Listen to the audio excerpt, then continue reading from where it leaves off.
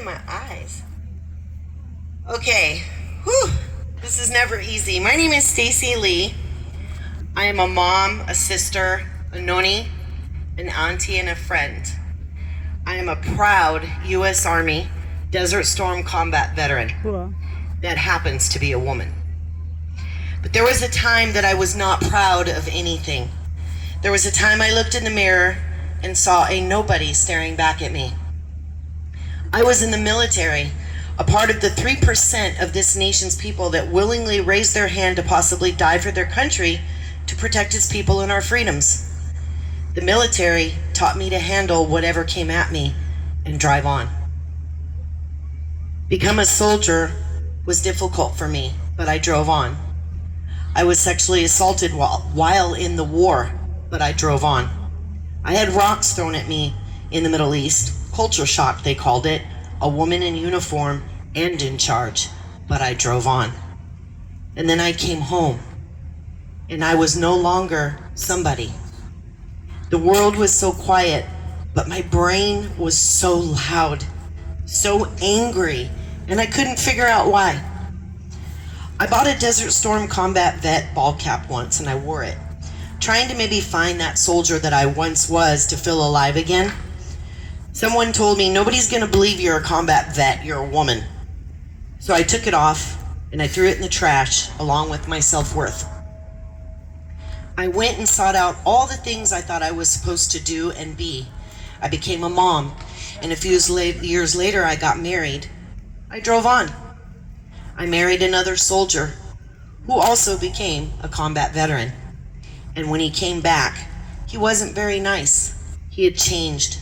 Trauma changed him. In the blink of an eye, my 3 children and I were without a home, without our security, without our family intact, without anything. All I could think of was what a failure I had become. I was a failure as a parent. This is not as easy as I thought.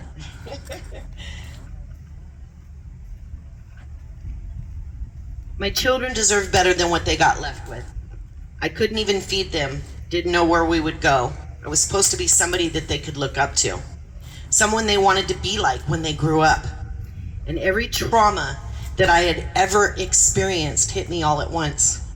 My brain shut down, my heart went dark. I forgot everything that made me smile, and I couldn't escape my defeated thoughts. I forgot how to drive on. I almost gave up. Almost. At that key moment, that pivotal moment, I heard my mom's voice.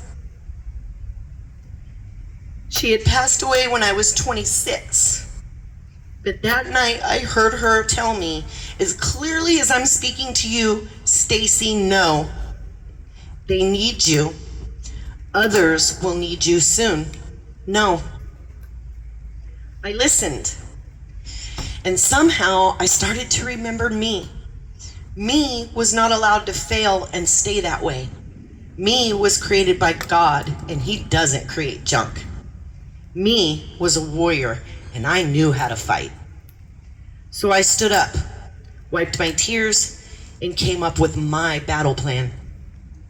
I was enough, and I would tell myself that every day.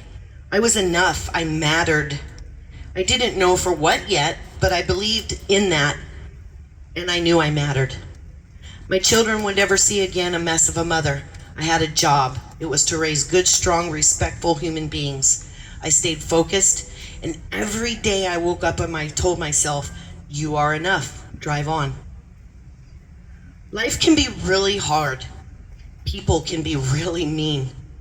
Sometimes we feel like we're drowning and we can't swim hard enough or fast enough to save ourselves. Well, I'm here to tell you that you can.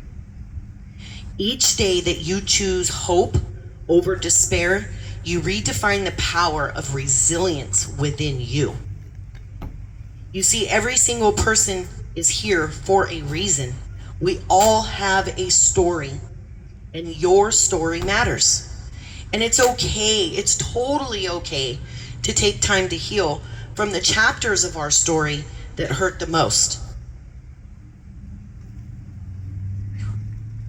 Because the you that comes out of those chapters, the you that finds that reason, you find you, the true you, and who you are meant to be. Victory is always possible for the person who does not stop fighting. So don't ever stop that fight.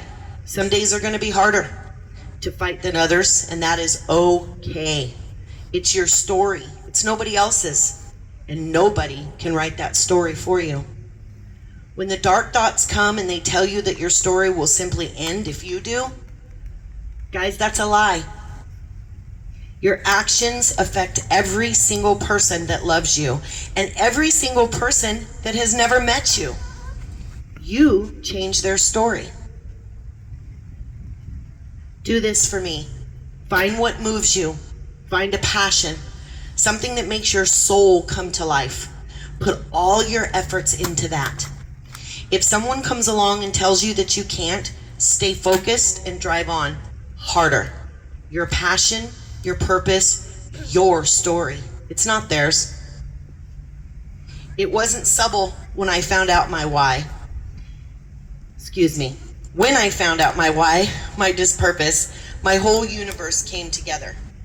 Everything became right in my world. My sadness went to last place where it belonged.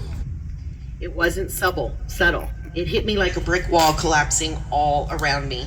It came in loud and screaming and making sure that it had my attention.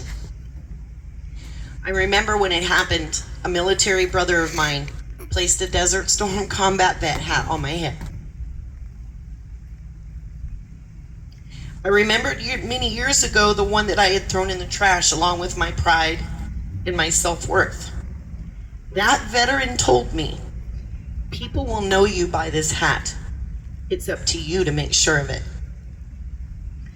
So now when someone comes up to me when I'm wearing it and thinks it's cool that my husband let me wear his hat, or questions if I'm a veteran at all, it doesn't bother me because it gives me an opportunity to educate them.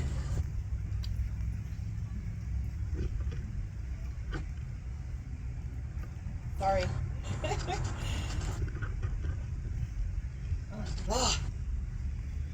See, it affects me different now because I am different.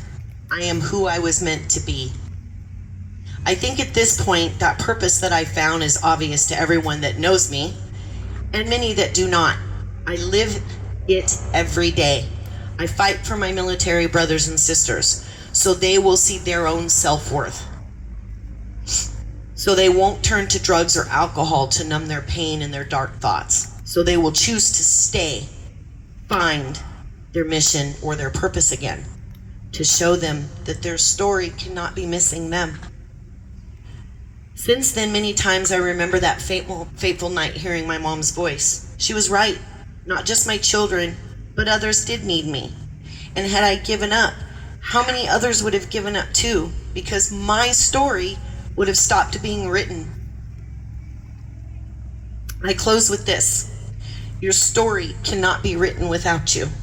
Your family's story cannot be written without you. Your friend's story cannot be written without you. Your future story and the people in it, none of it can be without you.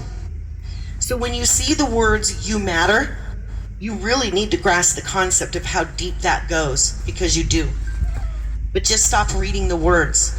Teach it to yourself. I matter. Believe it when you say it. Every day, say it. I matter. Say it with me. I matter. God bless every single one of you. Thank you for allowing me some of your time, and I hope that I've touched your heart in a way that you will wake up tomorrow and tell yourself, I matter, and you will never stop writing your own story. Thank you.